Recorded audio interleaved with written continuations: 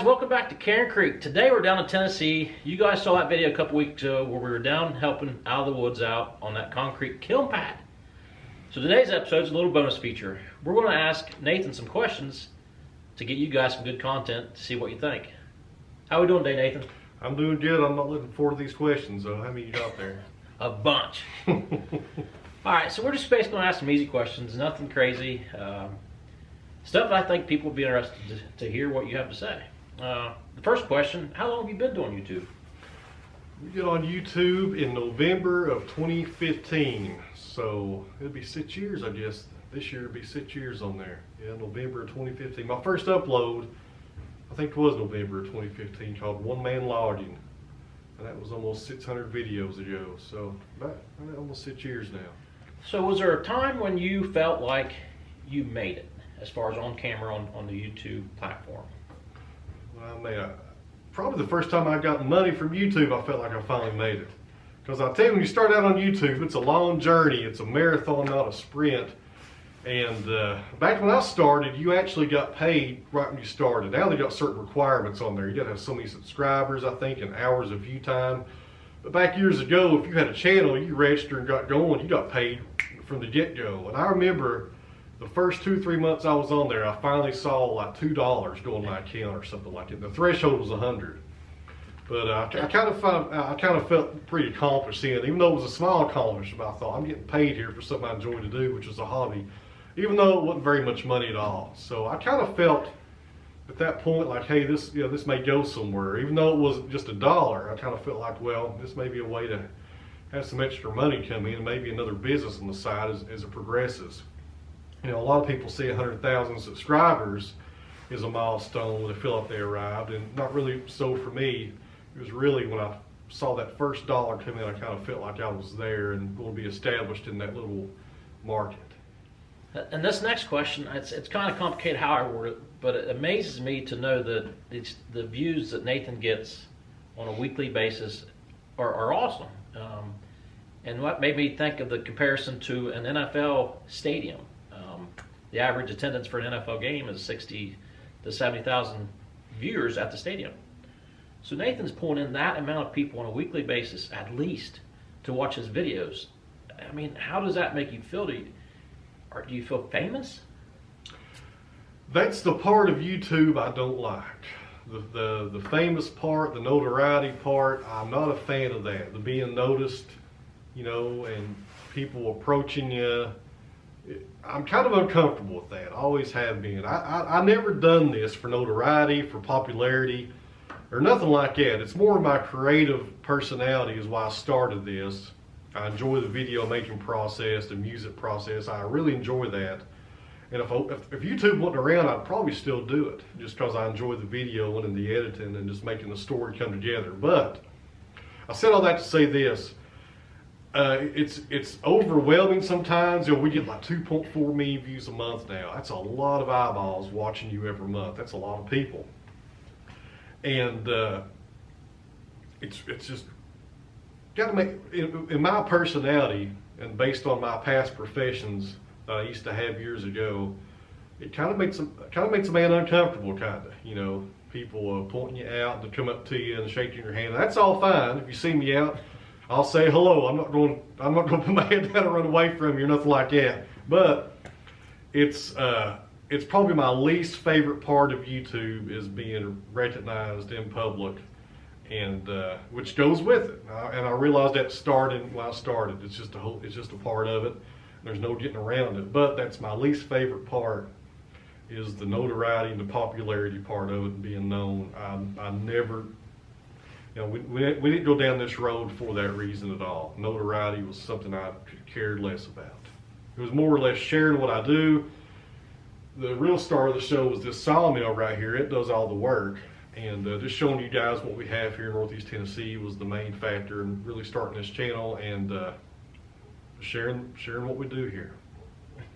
That's kind of what I done. I just loaded the truck up and drove down here. I was banging on the door, let me in. Yeah, we have driveway alarms. We saw him coming from a few miles away. And he let me on in. He's like, well, let's do this concrete job. So yeah. No, all right. So let's transition over to more of the Woodmizer, the wood stuff. Do you see the live edge market continuing? Unfortunately, I do. And the reason I say unfortunately, I stand right here beside a giant cherry. These are 28 inches wide. I believe we saw these up just a few weeks ago on the channel. And the reason I say unfortunately is because these things are a pain to deal with. They take forever to air dry. They're harder to kiln dry due to the water pockets in these large slabs, and they're heavy. They're not, they're not any fun to fool with right here. Even though you got equipment, you still got to manhandle this stuff. So there's a lot of down points there on the production side of these slabs, but I don't see them going anywhere. People still call me every day, all day, emailing. They're wanting these slabs, live edge slabs. I just never seen nothing to beat it. I started sawmilling in 2010, and that's when the live edge market really started taking off, and it's just keeps on growing. There's no, I've seen barnwood come and go. Cherry came and go on dimensional lumber as far as like stuff for furniture. 4/4 cherry is really low right now. Nobody really even wants it. You can get it pretty cheap. But this live edge stuff is just ridiculous. People want it, they can't get enough of it. There's no end in sight for that stuff. And if there is an end in sight, and you have about 20,000 feet of slabs, I got about 10,000 in here probably. Here's how you're going to fight that and come out ahead at the end of the day. You're going to put that slab on your sawmill. They say nobody wants live edge slabs. And cut the live edge off. You got some nice 8/4 lumber to sell to people. So there's your out if it does go away, but it's not going away, guys. It is not going away. Next question. With the explosion of portable sawmills, so the portable sawmills right now are in very high demand. Ridiculous. They cannot make them fast enough. Literally, they cannot make them fast enough. Do you think that's going to have an effect here in a year or so? What do you think is going to happen to the market for used sawmills? Well, right now, I think Woodmizer, I think they're about 6 months out. So if you order a sawmill from Woodmizer, I think it's going to be about 6 months until you get it. And if you're watching this video in the future, today is January 29th, 2021. Now, I got this sawmill upgraded 2 years ago, and it was a 6-week wait at that time. That was about the norm. I've had 2 different sawmills, and that was the norm. Now, based on what you're asking, really is based on the economy, and everybody knows how that changes every year.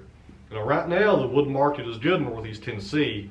There's plenty of sawmills, plenty of people buying sawmills, and a lot of people are moving from these big cities and buying up a lot of this rural land, and they're wanting a sawmill to harvest their own trees for their outbuildings. So they're reclaiming property that's been abandoned for 2-3 generations. So that's really, I think that's a lot of the need just came from. And they watch this guy on YouTube, and they want to have one because he cuts stuff on YouTube. We are a big influence, like Jeremy, like Matt Morgan. We are influencing people. They see us cutting on YouTube, and I think that's one reason people do buy sawmills. They get motivated by seeing what we do. But get back to your question there, because I went in left field just a little. I do see if the economy was to go down, you would have a giant market of used mills on the market, because at the end of the day, if you're buying one of these sawmills, this is a fully hydraulic Woodmizer commercial mill. This is over $50,000 with all the bells and whistles that we have on it here. And there's Woodmizers that cost a lot more than this. So the economy's got to stay good for these things to be productive.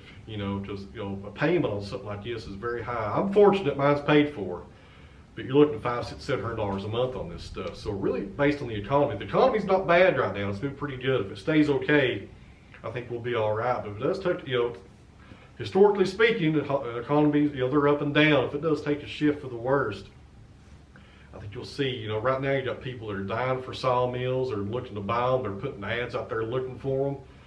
That could change, but hopefully it won't. Hopefully everybody's going to be okay. But there's a lot of people buying sawmills right now. I ain't never seen nothing to beat on these Facebook forums, these groups. It's nonstop on there. Every other comment is, anybody looking for a sawmill? I'm trying to find one for sale. Who's got a mill for sale? I ain't never seen nothing like it. Never seen nothing like it. Yeah, they're definitely a hot commodity. It's, mixed with the COVID, I think that's one of the issues with somebody like Woodmizers. They supplies down, demand's up, and they can't get the workers to meet the demand. Oh, the demand is through the roof. I mean, for parts, for blades, even secondary equipment such as my edger right here.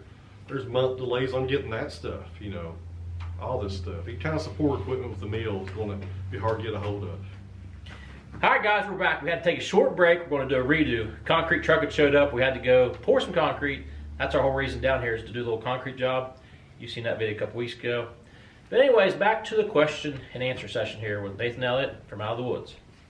What's your favorite timber to put on the mill? Black walnut, all day.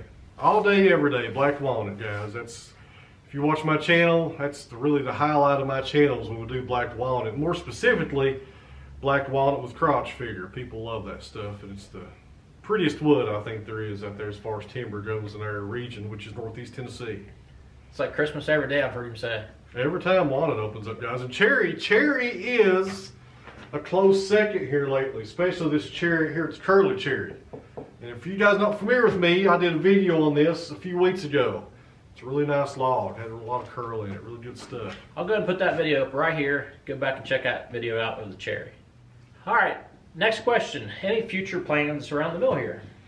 Future plans around the mill is to finish this timber frame style barn, get the four-sided motor up and running, and this edger behind you guys on the camera, get it up and running. I've just had, COVID has killed our production here at the sawmill this year. I had my son home from school due to school closures, and we are so behind here. We should have had that barn done last year. And that's really the biggest goal this year, is get that barn up and running, get the four-sided motor going, the edger going, and more importantly also, the kiln that we just poured the pad for. That thing will be here any day now. You know, it's, gosh, 29th of January. It should be here hopefully by March. If you're watching now, hopefully by March. So hopefully we'll get that thing installed as well. That's the biggest goals this year, I guess, is the kiln and to get this motor running. And anything on top of that, just extra. Well, that's good to know. And there's always a lot of things that need done. And I need to rebuild this building right here. I was telling you earlier. Yeah. The amount of projects here is endless. When you own a few acres of property to have a business going, you never run out of things to do. You'll never catch up. Never. It never ends. Never ends.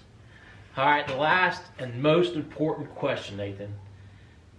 Should everybody subscribe to Karen Creek? They should have already been subscribed to it. What are you guys waiting on? Hit the button down below and subscribe to it. We'll finish this video when you're done. This is Out of the Woods signing off, and more importantly, Karen Creek. A real big thank you to Jeremy for coming here and helping us out with this pad. Really appreciate it, man. Thanks a lot. No problem. All right, y'all take care, and thanks for watching. And we'll see you up here at the sawmill very soon. So guys, thanks for watching. Thanks for working with us. Out of the Woods. Over now. I ain't doing the last thing. Thanks for watching, guys.